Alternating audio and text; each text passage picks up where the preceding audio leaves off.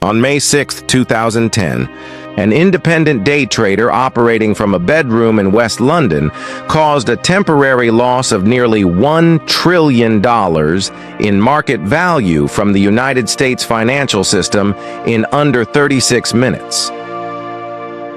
15 minutes of chaos that shook the world's biggest markets. What the heck is going on down here? I don't know. There is fear. This is capitulation, really. At 2:32 in the afternoon in New York, the electronic markets began experiencing severe volatility. Within 10 minutes, the Dow Jones Industrial Average fell 300 points. Immediately following this initial drop, the market entered a 5-minute period of rapid selling, dropping an additional 600 points. On May 6, 2010, without warning, the US stock market and futures markets just crashed. Can't be there. That is not a real price. A flash crash which wiped $1 trillion off the value of American companies in 5 minutes. To look at a price chart, it looked like a kind of runaway elevator. At its lowest point during this period, the Dow was down 998.5 points, representing a decline of approximately 9%. This event marked the largest intraday point decline in the history of the Wall Street stock market up to that date, exposing structural vulnerabilities in the automated systems used for global financial trading.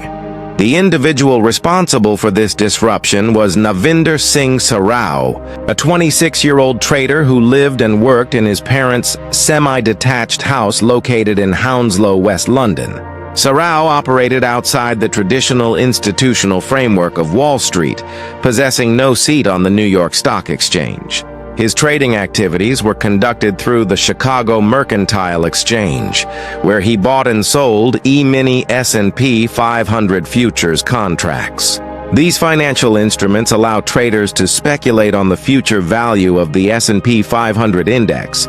Because these contracts maintain high liquidity, they serve as a core component for automated high-frequency trading programs and institutional market makers. For years, major trading firms used high-speed algorithmic systems designed to trade ahead of retail investors, capturing marginal profits on high volumes of transactions executed within milliseconds. Sarao openly expressed hostility toward these high-frequency trading firms, stating that they artificially controlled the market to the detriment of ordinary human investors. He systematically designed a method to exploit the programmed responses of these automated systems.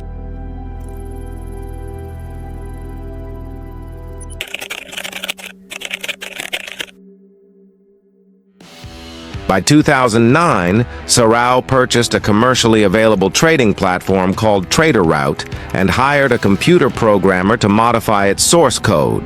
The altered software enabled an automated strategy known as spoofing and layering. This process involved the rapid placement of large orders to sell E-mini contracts just above the prevailing market price. These orders were intentionally deceptive.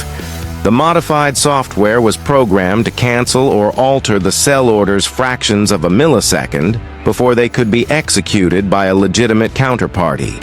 To the automated algorithms monitoring the order books, however, these visible entries appeared to represent authentic market supply. As high-frequency trading bots scanned the market depth, the sudden appearance of large volume blocks signaling downward price pressure triggered their automated risk protocols. The institutional bots began selling their own inventories to mitigate risk, which drove the actual price of the contracts downward.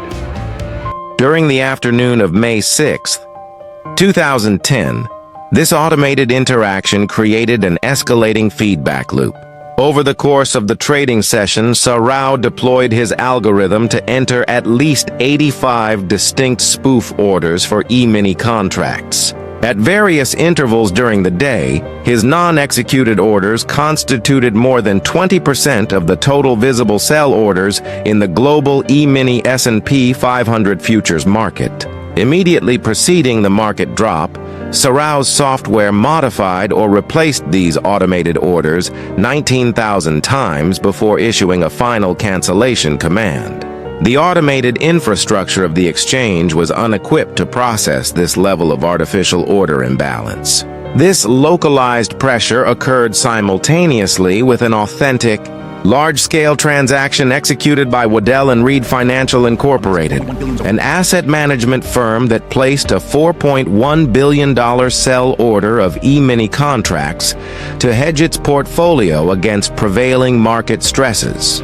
When this authentic high-volume order hit the system, it intersected with the artificial imbalances generated by Sarao, high-frequency trading algorithms designed to withdraw during periods of extreme volatility, ceased providing liquidity, causing the order book to empty.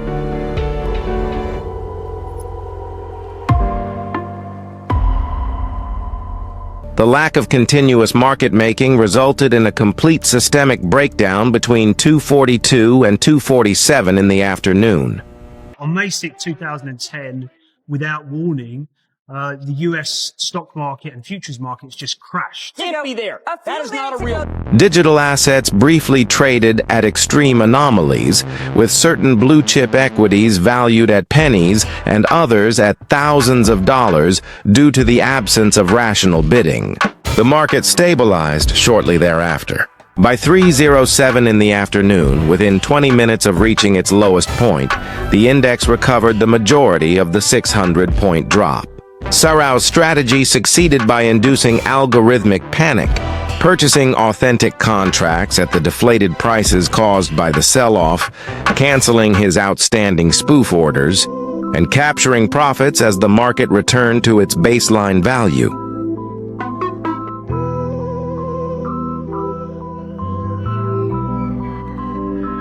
Regulatory bodies, including the Commodity Futures Trading Commission and the Securities and Exchange Commission, did not immediately identify the cause of the disruption. On September 3, 2010, regulators published a joint report concluding that algorithmic quote stuffing was not a primary driver of the crash, omitting Sarao's activities entirely from their initial findings. Early official statements attributed the event to macroeconomic pressures combined with the single large hedge trade executed by Waddell & Reed. While these investigations continued, Sarao maintained his trading operations from his residence. The United States Department of Justice later documented that Sarao generated over $70 million, equivalent to 45 million British pounds, in total trading profits over the course of his career. An assessment of Sarao's personal life reveals a severe divergence from typical patterns of financial fraud. Sarao was subsequently diagnosed with Asperger's syndrome, and records indicate he did not utilize his capital to fund a luxury lifestyle. His workspace remained inside his childhood bedroom, which was filled with personal items from his youth. Records from federal prosecutors indicate that Sarao viewed the global futures market primarily as a complex software system rather than an economic institution. His objective was focused on identifying logic flaws within the high-frequency trading programs he believed were exploiting the public. Legal documentation shows he remained largely indifferent to the broader macroeconomic consequences of his trading activity, focusing exclusively on the mechanics of the electronic order book.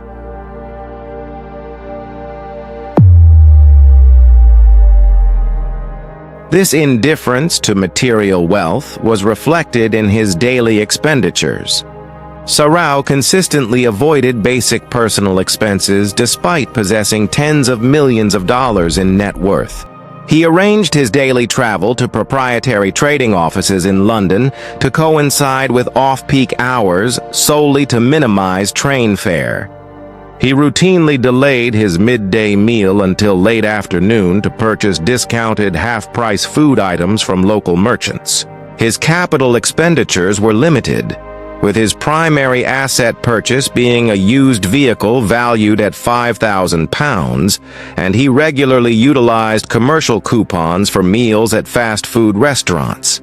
During his later sentencing hearing, Sarao stated to the court that while trading provided wealth far beyond his expectations, It did not provide personal satisfaction, stating that he had turned to religion and would commit no further statutory violations.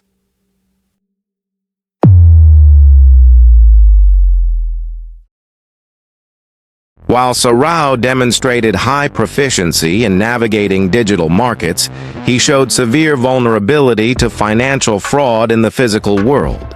Out of the $70 million generated through his electronic trading strategies, he lost over $40 million, exceeding 30 million British pounds, through 3 independent international investment scams. Fraudulent operators systematically stripped him of his capital by guaranteeing high returns on non-existent ventures. Consequently, a significant portion of his accumulated wealth had been transferred to external entities before criminal charges were filed against him.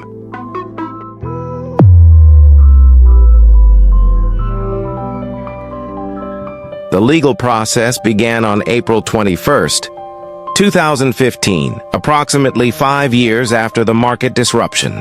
Scotland Yard officers executed an international arrest warrant on behalf of the United States Department of Justice and the Commodity Futures Trading Commission at Sarao's home in Hounslow. Took authorities 5 years, guys, to track down this lone British trader allegedly involved in a 2010 flash crash.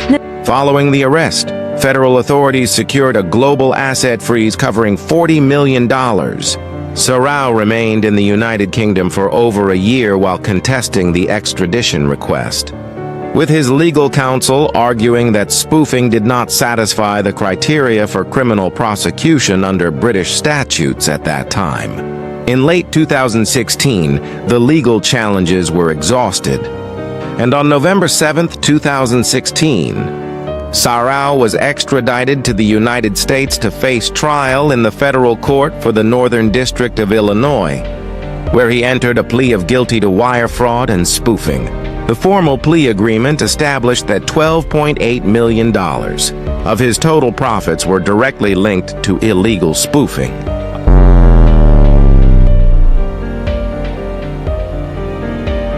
The prosecution of Sarao highlighted inconsistencies within corporate and political financial oversight. In response to the 2010 event, the United States Congress enacted the Dodd-Frank Wall Street Reform and Consumer Protection Act, which codified spoofing as a distinct federal crime. However, independent academic research, including an evaluation published in World Finance, challenged the regulatory assertion that Sarao was the primary cause of the crash.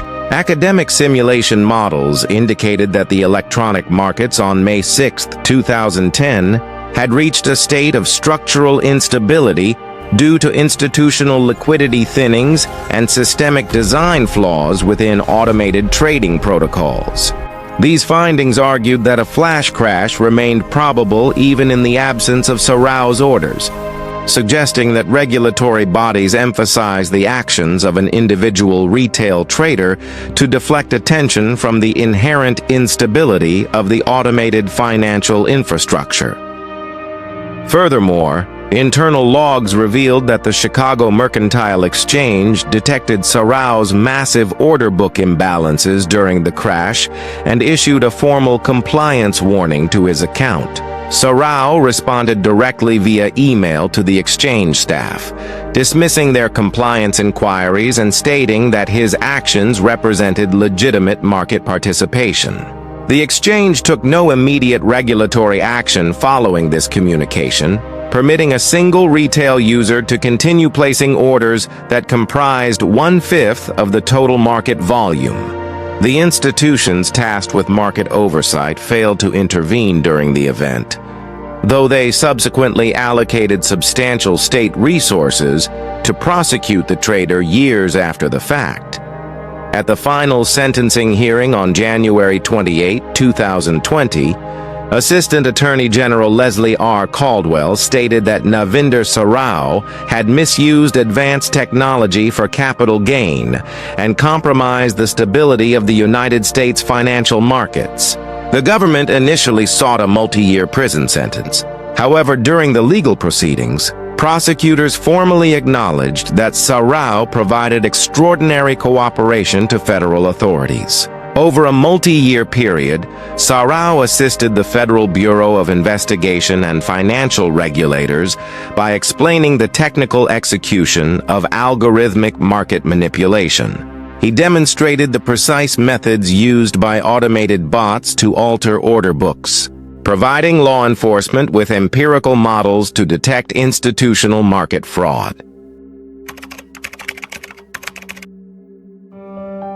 As a result of this technical assistance, the Department of Justice recommended a non-custodial sentence. U.S. District Judge Virginia Kendall sentenced Sarao to 1 year of home confinement, allowing him to avoid incarceration in a federal penitentiary. The court mandated that he serve this confinement inside the residential bedroom where the trades were originally executed. In terms of financial penalties, Sarao surrendered $7.6 million, representing the remainder of his liquid wealth, resulting in full asset forfeiture.